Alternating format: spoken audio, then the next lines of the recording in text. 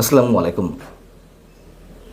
আমাদের একজন খুবই যোগ্যতা সম্পন্ন বহুল আলোচিত একজন স্বরাষ্ট্র উপদেষ্টা রয়েছেন, লেফটেন্যান্ট জেনারেল অবসরপ্রাপ্ত জাহাঙ্গীর আলম চৌধুরী। শোনা যাচ্ছে খুব শিগগিরই তিনি পদত্যাগ করতে পারেন, তার পদত্যাগের ঘোষণাটি যে কোনো সময় আসতে পারে। আবার তার জায়গাতে কে আসতে পারেন, নতুন স্বরাষ্ট্র উপদেষ্টা হিসেবে আমরা কার মুখ দেখতে পারি? আর এক বিতর্কিত উপদেষ্টা, আমাদের জাতীয় নিরাপত্তা উপদেষ্টা ডক্টর খলিলুর রহমানকে বাড়তি এই দায়িত্ব দেওয়া হতে পারে, অর্থাৎ নতুন স্বরাষ্ট্র উপদেষ্টা হিসেবে তিনি আসতে যাচ্ছেন এমনটি শোনা যাচ্ছে। এবং একই সঙ্গে জাহাঙ্গীর আলম চৌধুরী সাহেবকে কৃষি মন্ত্রণালয়ের দায়িত্ব দেওয়া হতে পারে। পাশাপাশি প্রধান উপদেষ্টা বিশেষ সহকারী খুদাবাক্স চৌধুরীকেও তার পদ থেকে সরিয়ে দেওয়া হতে পারে খুব শীঘ্রই, এমন সব ঘোষণা আসতে যাচ্ছে সরকারের পক্ষ থেকে। প্রশ্ন হচ্ছে যে এই যে অথর্ব বহুল আলোচিত সমালোচিত বিতর্কিত স্বরাষ্ট্র উপদেষ্টা মিস্টার জাহাঙ্গীর আলম চৌধুরী, তার পদত্যাগের দাবিটি তো অনেক পুরানো, কেন এত দেরিতে তাকে সরানো হচ্ছে? নিজের পদত্যাগ ঠেকানোর জন্য আমরা দেখলাম যে মাস কয়েক আগে, আরও প্রায় 7-8 মাস আগে, রাত 3টার সময়ও, রাত 3টায় গভীর রাতে নিজের বাসায় সংবাদ সম্মেলন ডেকে নিজের কর্মকাণ্ডে ফিরিস্তি দেন। তারপর একের পর এক অপারেশন পরিচালনা করেন। সেই অপারেশনে কাদেরকে ধরা হয়েছে আমরা জানি। একটা চাঁদাবাজও ধরা হয়নি, একটা খুনি ডাকাতকেও ধরা হয়নি, সব একটি বিশেষ দলের রাজনৈতিক নেতাকর্মীদেরকে ধরা হয়েছে। আবার নতুন করে অপারেশন ডেভিল হান্ট ফেজ 2 ঘোষণা করা হয়েছে, সেখানেও তিনি একই মন্তব্য করা হয়েছেন। আওয়ামী লীগের নেতাকর্মীদের, সন্ত্রাসীদের কারোর বিরুদ্ধে মামলা না থাকলেও তাদের সবাইকে ধরা হবে। কি যোগ্যতম, অসীম যোগ্যতা সম্পন্ন একজন স্বরাষ্ট্র উপদেষ্টাকে আমাদেরকে দেখতে হয়েছে গত 16 মাস ধরে। এখন যেহেতু আবার নতুন করে আর এক ব্যক্তির নাম শোনা যাচ্ছে, আর এক বিতর্কিত ব্যক্তি ডক্টর খলিলুর রহমান, তাকেই কেন এই পদে আনা হচ্ছে বা নামটি শোনা যাচ্ছে? এই তো সেই খলিল সাহেব, যার পদত্যাগের দাবি ছিল এর আগে থেকেই বিএনপি সহ বিভিন্ন রাজনৈতিক দলের পক্ষ থেকে। এই খলিল সাহেবকে জাতীয় নিরাপত্তা উপদেষ্টার পদ দেওয়াকে কেন্দ্র করে সেনাবাহিনীর সঙ্গে প্রধান উপদেষ্টারও বেশ খানিকটা দূরত্ব আরও বেড়েছে, সেটিও আমরা জানি। তিনি মার্কিন নাগরিক, মার্কিন পারপাস তিনি সার্ভ করছেন, খুব স্বাভাবিক, মার্কিন স্বার্থই তিনি উদ্ধার করবেন। এই উপদেষ্টা পরিষদে একাধিক ব্যক্তিত্ব রয়েছেন, হাতে গোনা বেশ কয়েকজন ব্যক্তি রয়েছেন মার্কিন নাগরিক, সব বিদেশ থেকে ডেকে এনে বিভিন্ন ধরনের পদবি দেওয়া হয়েছে। মিয়ানমারে করিডোর দেওয়ার ক্ষেত্রে যিনি বেশ সরব ছিলেন, দৌড়ঝাঁপ করছিলেন, এই তো সেই ব্যক্তি ডক্টর খলিলুর রহমান।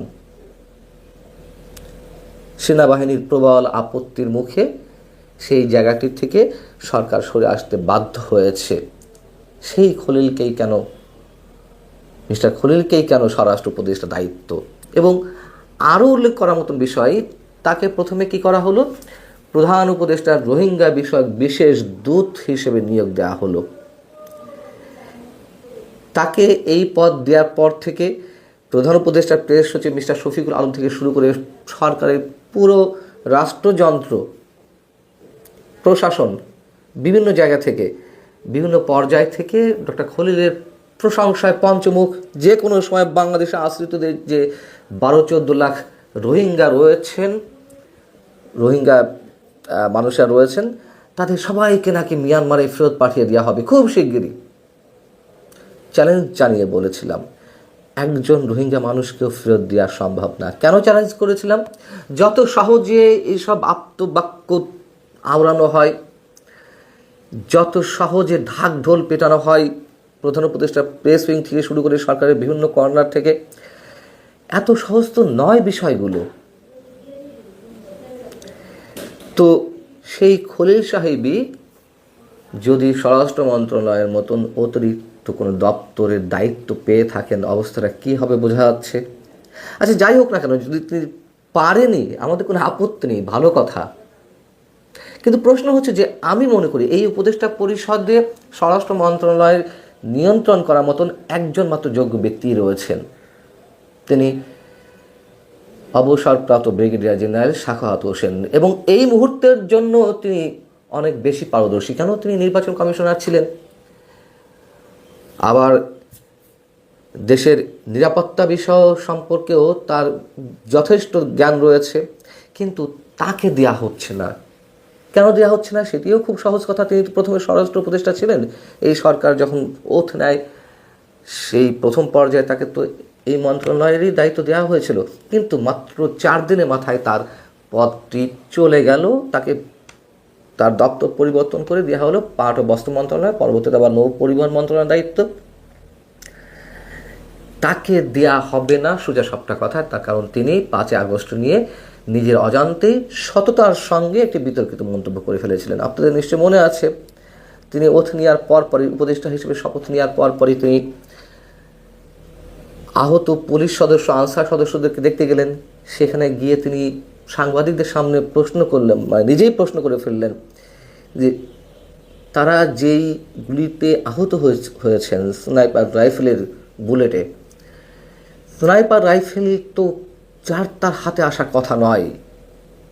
তার মানে এটি একটি বিশেষ গোষ্ঠীর হাতে, বিশেষ জঙ্গির হাতে গিয়েছিল। ওই 5 আগস্ট ব্যবহার করা হয়েছিল, পুলিশ আনসার সদস্যরা যাতে আহত হয়েছিলেন। সেই প্রশ্নটি উত্থাপন করার কারণেই তার দপ্তরটি চলে গেল স্বরাষ্ট্র উপদেষ্টা থেকে সরিয়ে দেওয়া হলো পাট ও বস্ত্র মন্ত্রণালয়ে। অতএব তাকে যে আবার সেই মন্ত্রণালয়ে দেয়া হবে এটি মনে করা একেবারে বোকামি। তবে তিনি একমাত্র যোগ্য ব্যক্তি, অন্তত এই উপদেষ্টা পরিষদের সদস্য হিসেবে যারা কাজ করছেন তাদের মধ্য থেকে। এখন এই যে মিস্টার জাহাঙ্গীর আলম চৌধুরীকে সরানো হচ্ছে, সেটিও বা কোন অবস্থায় সরানো হচ্ছে? মানে এই সরকারের উপরে যখনই একটি বিশেষ গোষ্ঠীর মধ্য থেকে যখনই মব ক্রিয়েট করা হয়েছে অথবা মবের বাইরে যে কোনো দাবি জানানো হয়েছে, তখনই সুরসুর করে দাবিগুলো পূরণ করা হয়েছে।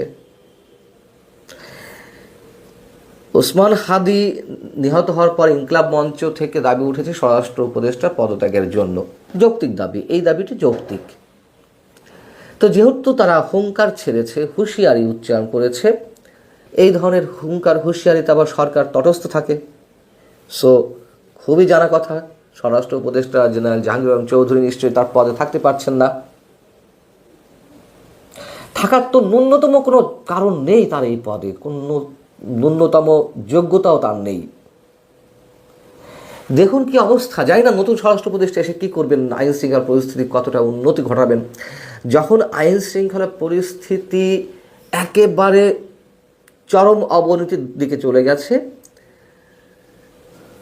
অস্ত্র উদ্ধার করতে পারছে না, কি হলো, অস্ত্র উদ্ধার করতে না পেরে অস্ত্রের বদলে মানুষের হাতে হাতে অস্ত্র তুলে দেওয়া হচ্ছে। কেমন? তিনি ঘোষণা দিয়েছেন যে প্রার্থীরা, নির্বাচনে যারা প্রার্থী তারা ইচ্ছা করলে যে কোনো সময় অস্ত্রের লাইসেন্সের জন্য আবেদন করতে পারেন। এর মধ্যে বেশ কয়েকজনকে গানমান দেওয়া হয়েছে।